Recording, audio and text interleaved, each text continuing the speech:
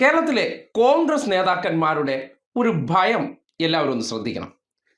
മാങ്ങാണ്ടിയെ മൂന്നാമത്തെ പീഡന കേസ് പരാതി വന്നതിന് ശേഷം ജയിലിലടയ്ക്കുകയാണ്. ജയിലിൽ അടച്ചു കഴിഞ്ഞാൽ സ്വാഭാവികമായിട്ടും കോൺഗ്രസ് ലേബലിൽ MLA ആയി മാറിക്കഴിഞ്ഞ രാഹുൽ മാങ്കൂട്ടത്തിൻ്റെ രാജി ആവശ്യപ്പെടാനുള്ള ഉത്തരവാദിത്വം ആർക്കാണ്? ഫസ്റ്റ് ഓഫ് ഓൾ, അതായത് കോൺഗ്രസ് ലേബലിൽ ജയിച്ച ഒരുത്തൻ ഇനി ആ പദവിയിൽ തുടരരുത് എന്ന് പറയേണ്ടത് ആരാണ്? കേരളത്തിലെ കോൺഗ്രസ് നേതാക്കന്മാരല്ലേ.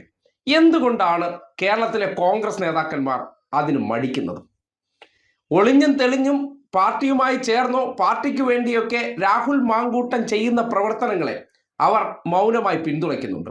അല്ലെങ്കിൽ നട്ടെല്ലിനുറപ്പുള്ള ഏതെങ്കിലും ഒരു ലീഡർ ഉണ്ടായിരുന്നെങ്കിൽ ഇനി ആ MLA സ്ഥാനത്ത് തുടരാൻ പാടില്ല, ഈ പാർട്ടിയുടെ ഭാഗമായി നേടിയെടുത്തതിനെ ഈ നാടിൻ്റെ ജനങ്ങൾക്ക് മുന്നിൽ ആ പദവി വലിയ അധിക്ഷേപങ്ങൾക്കും ഒപ്പം തന്നെ വലിയ നാണക്കേടും ഉണ്ടാക്കിയതിന് ശേഷം രാജിവെച്ച് ഇറങ്ങിപ്പോടാം എന്ന് പറയാത്തത് എന്തുകൊണ്ടായിരിക്കും? ഇന്നിപ്പോൾ VD സതീശനോട് ആ ചോദ്യം വരുമ്പോൾ നിങ്ങൾ അദ്ദേഹത്തിൻ്റെ ആ ചോദ്യത്തിനോടുള്ള എക്സ്പ്രഷൻ ഒന്ന് ശ്രദ്ധിക്കണം. പിന്നീട് അദ്ദേഹത്തിൻ്റെ മെഴുകൽ കൂടി ഒന്ന് ശ്രദ്ധിക്കണം. ആ മെഴുകലിലുണ്ട് വീണ്ടും വീണ്ടും ഇവർ മാങ്ങാണ്ടിയെ ഭയപ്പെടുന്നുണ്ട്. പാർട്ടിക്ക് പുറത്തുള്ള ആളുകളോട് എങ്ങനെ രാജി ആവശ്യപ്പെടുന്നു? ഞങ്ങൾ ആ വിഷയത്തിൽ ഞങ്ങളൊന്നും പ്രതികരിക്കുന്നില്ല. ഞാൻ ഇന്നലെ പറഞ്ഞതാണ്.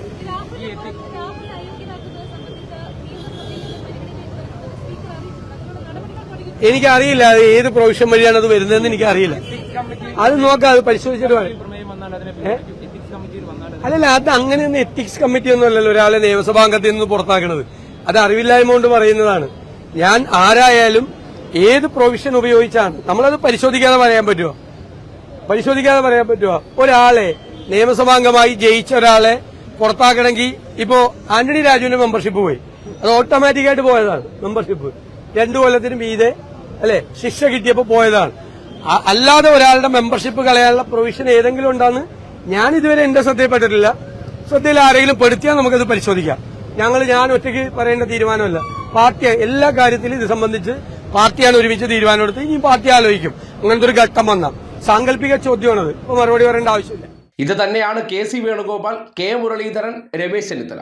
ആർക്കും രാജി വേണ്ട, രാജി വെച്ചേ മതിയാകുള്ളൂ, അങ്ങനെയല്ലേ പറയേണ്ടത്? അതല്ലേ ഈ വിഷയവുമായി ബന്ധപ്പെട്ട് ഏറ്റവും സ്ട്രോങ് സ്റ്റേറ്റ്മെന്റ്. കോൺഗ്രസ് ലേബലിൽ നേടിയെടുത്ത ആ ഒരു പദവി ഇനി നീ തുടരാനേ പാടില്ല,